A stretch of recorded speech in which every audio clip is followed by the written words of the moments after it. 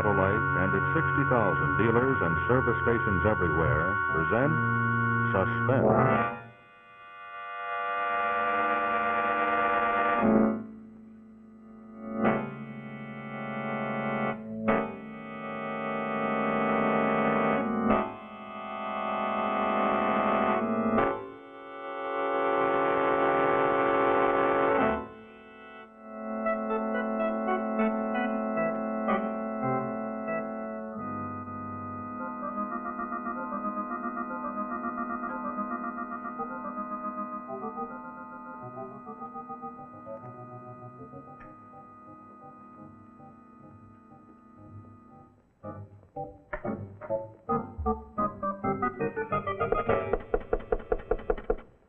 Yes, come in. Oh, good morning. Oh, Mrs. Griffin. Has the mail come? There's nothing for you, Miss Crabtree. No. Well, I suppose the rest of these applications will be just so much chaff in the wind, too. Well, that's what I came in about. I was wondering if we could have a little talk. Yeah, I know. The rent, eh? More serious than that. Eh? I've decided I need the apartment, Mr. Crabtree, so please take this as 2 weeks' notice. Mrs. Griffin, this is my home. I've lived here for 15 years. The last year and a half practically rent-free. Yes, but you understand that you'll get it all eventually as soon as I get a job. You've been promising that for months. I can't gamble on it any longer. Yes, well, I don't know what further to suggest. You know that I have to meet my daughter's sanitarium expenses every month. They've got to be paid. My bank account is zero. I've borrowed to the limit on my insurance. And I've lost everything. I've nothing more to pawn. Well, then it's high time you cut your coat according to your cloth.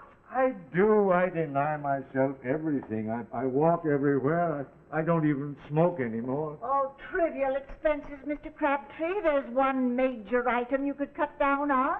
You could bring your daughter Anne home from that expensive sanitarium. There are state institutions that take care of mental cases for nothing. Never.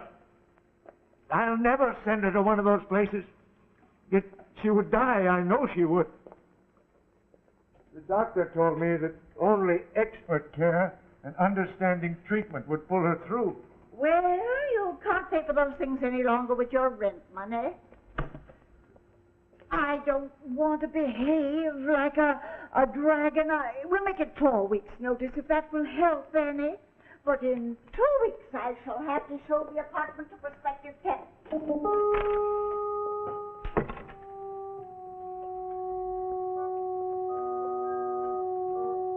Tell me what to do, Anne, darling. I'm at my wit's end. I'd willingly kill myself, but what good would that do now? No more insurance. What would become of you? Mr. Crabtree, this young lady's come to see you about an advertisement you answered. Oh, yes, of course.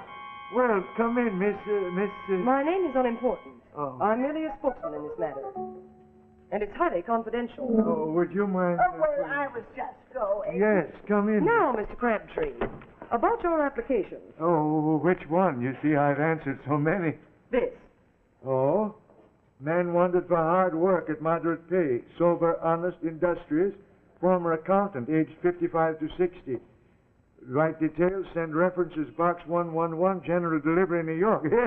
Yes, I answered this a month ago. I'd given up hope of hearing. It took a month to investigate you. Well, you must be thorough. My employer leaves nothing to chance. Oh. Tell me, Mr. Crabtree, do you feel qualified to operate your own establishment?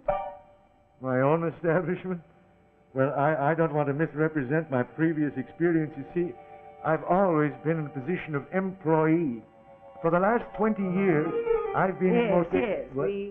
We know the biographical details. Oh. Well, this particular job is a simple matter of regular confidential reports to be sent through the mail. You would have your own office and no supervision. What kind of confidential reports? On various important corporations. It would be a matter of covering references to them in the financial journals. Well, to what address do I mail these? Well, the box number you already have, of Oh, course. yes, of course.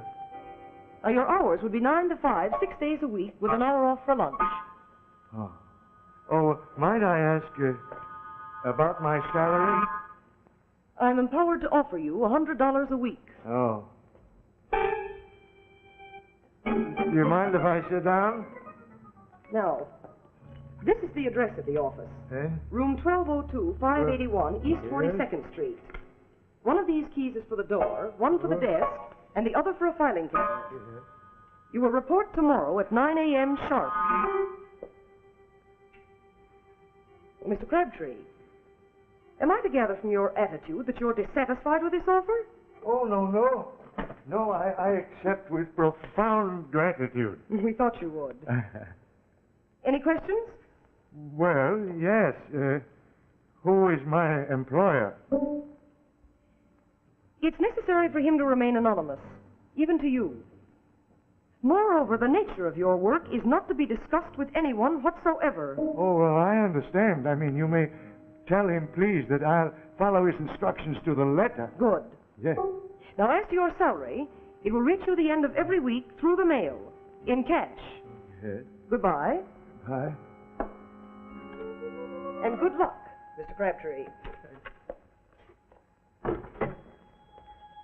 I can't believe it. It's going to be all right, and now you will get well. Hello, darling. Is it all right for me to talk? Good. I just couldn't wait to tell you. It went off perfectly. My dear, he's ideal, just exactly what we've been looking for. I put on such a marvelous performance, he hasn't any idea it isn't a bona fide job. Yes, I'll phone the building right away and tell them to put his name on the office door.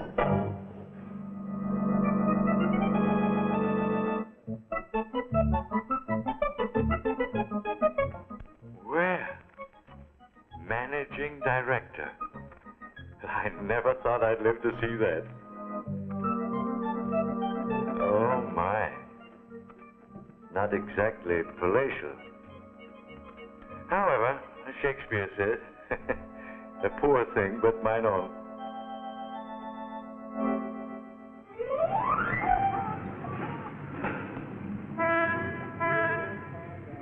Bird's eye view of termites scurrying to work.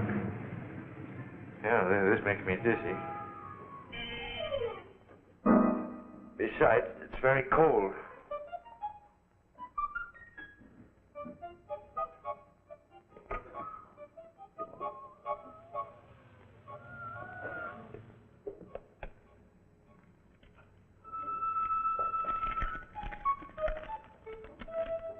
Please? Please feed me. My function is to keep you company so that you will not be tempted to chatter to friends on the telephone. My name is Discretion. Well, discretion. It's lucky for you that I'm partial to cats, that I'm not one of those silly people who are terrified of them. We'll be great companions.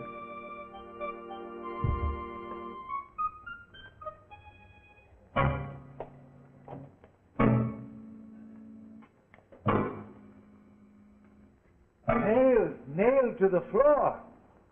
That's odd. Here. Hello. Mr. Crabtree, your employer's secretary speaking. Oh, yes. We wanted to check on your arrival. Is everything clear as to your duties? Oh, yes, perfectly. I'm very comfortable. Oh, but would you mind telling me why my furniture is nailed to the floor? No, Mr. Crabtree.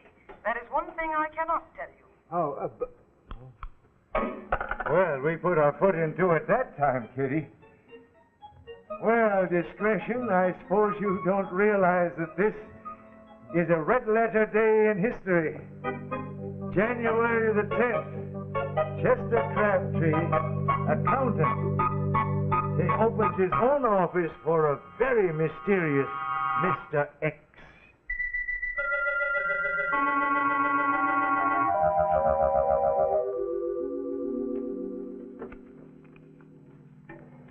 Well, listen to this, Pussy.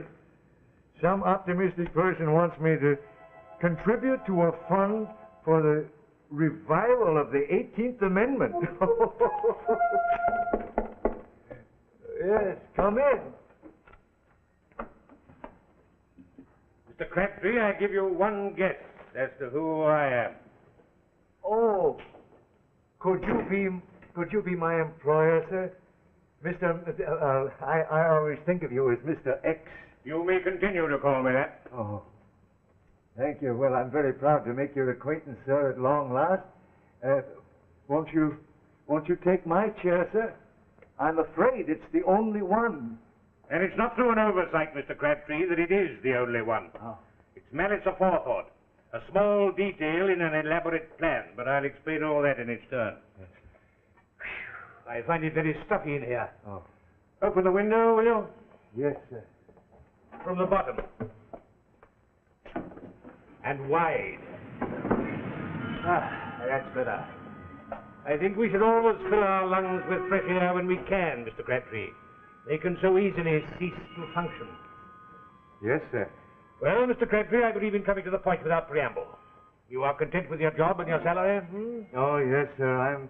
I've never been so happy, sir, and I hope that my reports have met with your satisfaction. I haven't read them. I burned them on arrival, unopened. You what? You burned them? It comes as a shock to you to discover that their real function is to lull you into a state of security. False security. Well, sir, I must say I don't follow you, sir. Well, you have actually been employed by me for work of a very different nature. What sort of work, sir? I want you to help me to dispose of a personal problem. Oh, well, naturally, I'd do anything to be of help. Anything?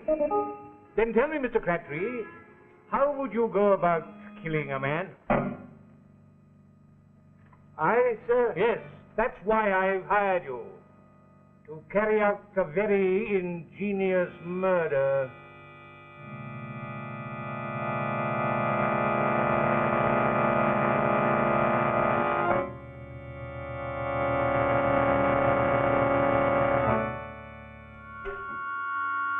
Now, here is Act 2 of our suspense story, Help Wanted.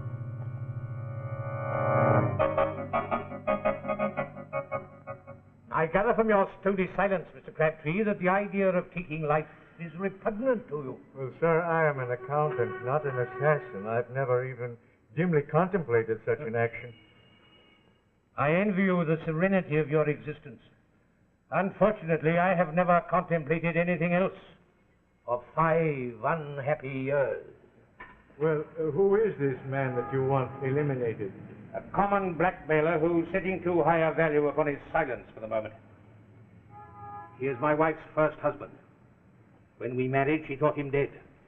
We have 2 children who will become illegitimate if he prosecutes for bigamy as he threatens. I occupy a public position of great trust.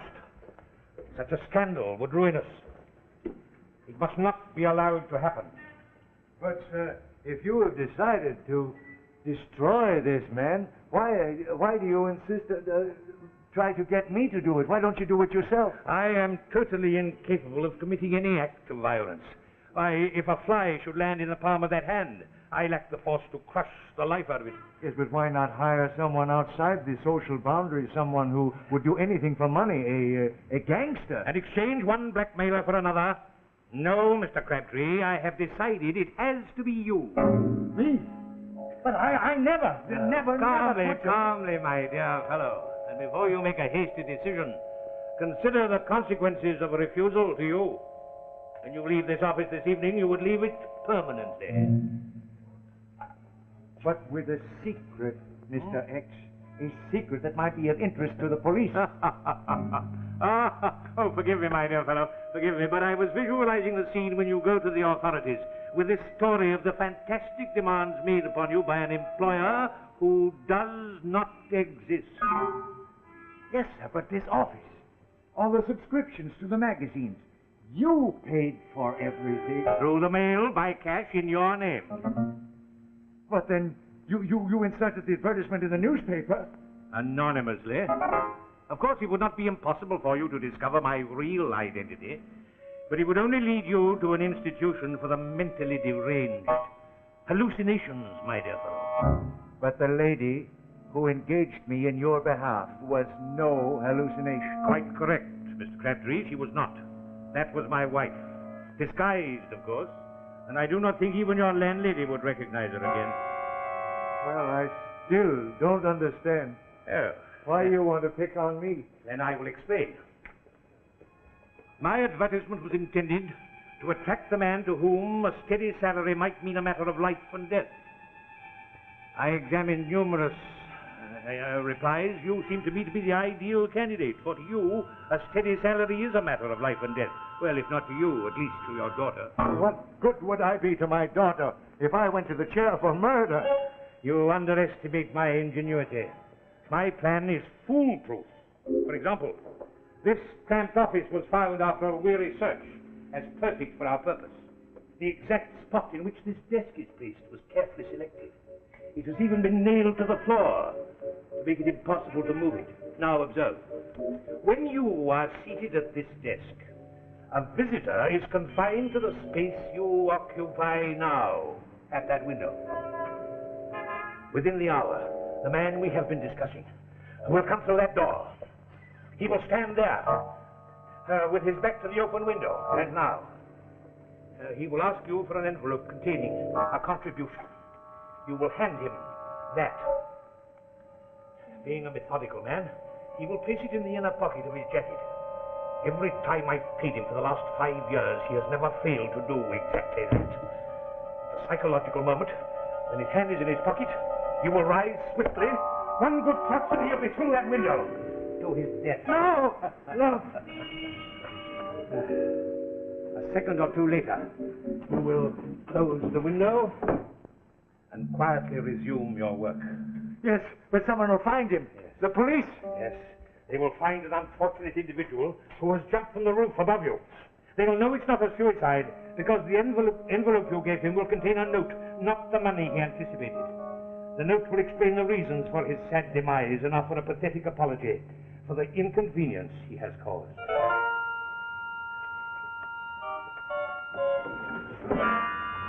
Now, Mr. Crabtree, if I am never blackmailed again, I shall know that you have carried out your function as my employee.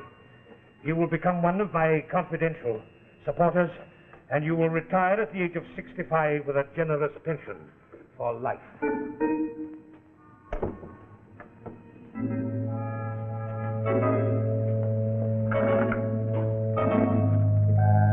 Hello. Police department. Why don't you bring your daughter Anne home from that expensive sanitarium? There are state institutions that take care of mental cases for nothing. In 2 weeks, I shall have to show the apartment to prospective tenants. Mr. Crabtree, I am empowered to offer you $100. $100.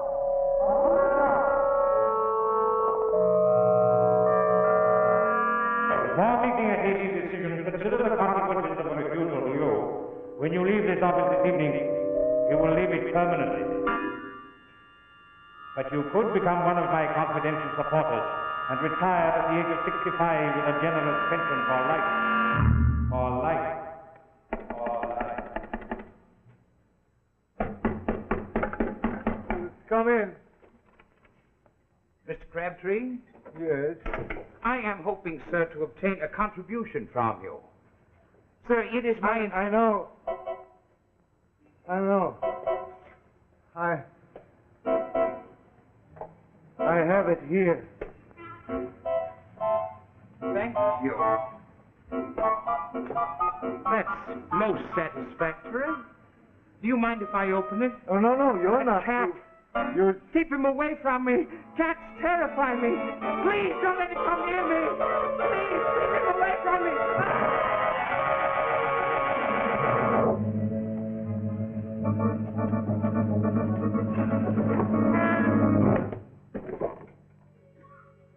I never touched him.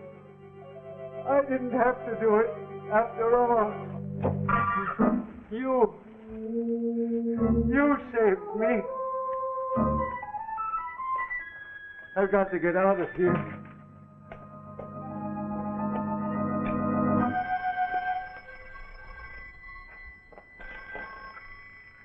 Hello? Yes, this is Crabtree. I was standing at the opposite corner at the end of the block. I saw a man fall from the 12th floor.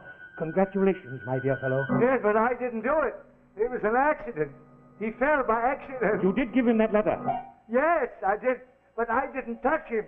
He saw my cat and he became terrified and he backed up and he fell down. But, my dear Crabtree, I hope you are not going to spoil everything when it is all going so splendidly by losing your head. It would be most unwise to tell that, shall we say, cat and bull story to the police. Now, you heard nothing. You saw nothing. Go on quietly working at your reports. Yes, sir. Sir, but sir!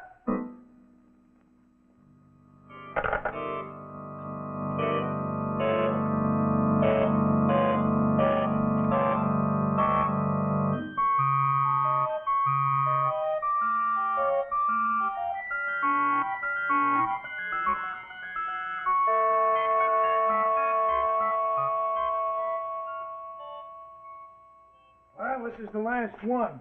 Chester Crabtree. Maybe he can tell us something. Come in. Hope we're not interrupting, sir, but there's been an accident. Oh? About an hour ago, a man fell from this building and was killed. We want to ask you a few questions. By all means, do. This your office? Yes?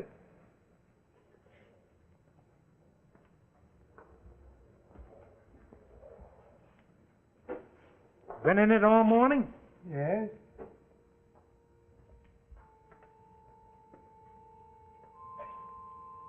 That door open any time? No, I always have the door closed when I work.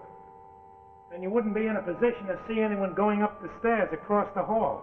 No, I wouldn't. You say you've been sitting at that desk all morning, huh? Yes. Yes, I don't believe I've left the chair. Then you wouldn't be in a position to see anything happening outside the window. No, indeed. Did you hear anything? Anything out of the ordinary? Out of the ordinary? Yeah, someone yelling. Anything like that. Oh, yes, now that you mention it, I believe I did hear someone scream as though they were startled. Let's see. Well, that ties it up. The guy jumped from the roof, all right. Second he did it, he changed his mind. Clear case of suicide, note and everything. Sorry to trouble you, Mr. Crabtree, but we have to get all the facts we can. Yes, but just one moment. Oh, one thing. Who was this person? Oh, some reformer. He'd been going through the building trying to solicit contributions to revive the 18th Amendment. Oh. Well, it takes all kinds to make a world. Goodbye, Mr. Crabtree. Goodbye. Goodbye.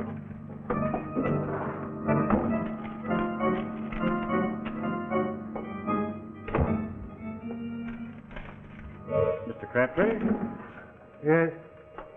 I've been informed by a certain party that you have a contribution for me.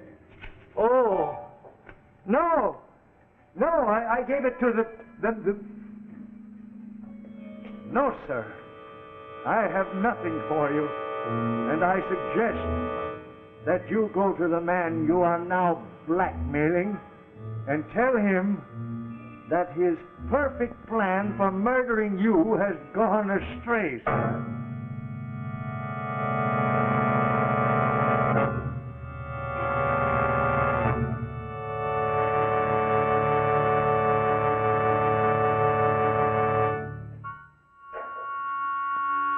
Next week, we'll bring you another gripping story of suspense entitled Stolen Empire. Also, be sure to listen to Suspense each Thursday night on the radio. And now, good night from Autolite.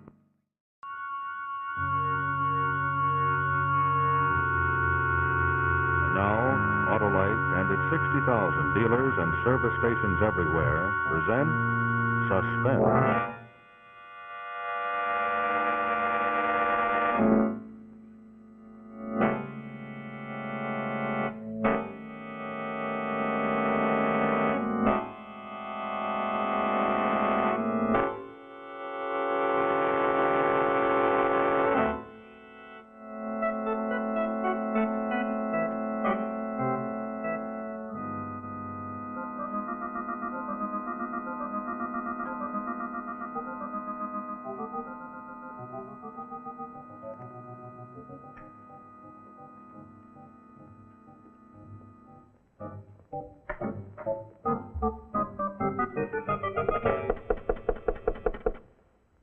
come in.